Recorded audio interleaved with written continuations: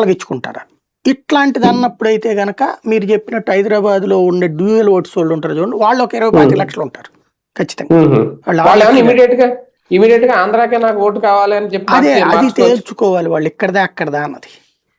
అక్కడ ఓటు హక్కు లేదనుకోండి, తెలంగాణలో మీకు వాల్యూ ఉండదు. రేపు పొద్దున ఎప్పుడు తొక్కేయాలన్నా వీడికి ఓటు కూడా లేదు, వీళ్ళు లేదు, ఇక్కడికి వచ్చి మన ఆస్తులని పెంట చేస్తారు. అక్కడ ఓటు ఉన్నప్పుడు కాస్త కనీసం బీఆర్ఎస్ వాళ్ళు జాగ్రత్తగా ఉంటారు, కాంగ్రెస్ వాళ్ళు జాగ్రత్తగా ఉంటారు. అక్కడ ఇలా ఓట్లు ఉన్నాయి అనేసి ఓటు పోయి ఉంటే ఆస్తులే మిగిలినాయి అనుకోండి, మన వాళ్ళ ఆ సమస్యలు ఎవడు పట్టించుకోడు. అలాగని ఓట్లని ఇక్కడ వదులుకుంటే ఇక్కడ ఓ సమస్య వాళ్ళకి. అది అంటే మూడు పార్టీలకి పరీక్షా కాలమేనా రేపు? 4 పార్టీలకి పరీక్షా కాలం, 3 బీజేపీ కూడా పరీక్షా కాలమే అది. అంటే వాళ్ళకి కొంచెం తక్కువ ఉండొచ్చు కదా ఓటు శాతం,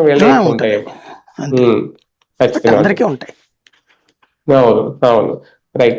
సార్, ఇప్పుడు కేంద్రం తాజాగా బీసీలకు రక్షణ కల్పిస్తూ ఒక చట్టం తీసుకొచ్చే ప్రయత్నం, ముసాయిదా రూపకల్పన కూడా జరుగుతుందట. అంటే బీజేపీ పరంగా చూసుకుంటే మొదటి నుంచి కూడా మొన్న తెలంగాణలో చూసిన బీసీ ముఖ్యమంత్రి అనే నినాదం తీసుకోవడం, ఇప్పుడు బీసీలకు రక్షణ కల్పించే ప్రయత్నం. ఓకే, దాన్ని ఆ చట్టాన్ని ఏం తప్పుపట్టట్లేదు, కానీ ఇది ఒక కొత్త రాజకీయమా? అది రాష్ట్రాంద కేంద్రాంద అనేది అర్థం కాలేదు. ఈనాడు రాసుకొచ్చింది. కేంద్రం తీసుకొస్తే గనక సస్టైన్ అవుతుంది, కానీ పెద్ద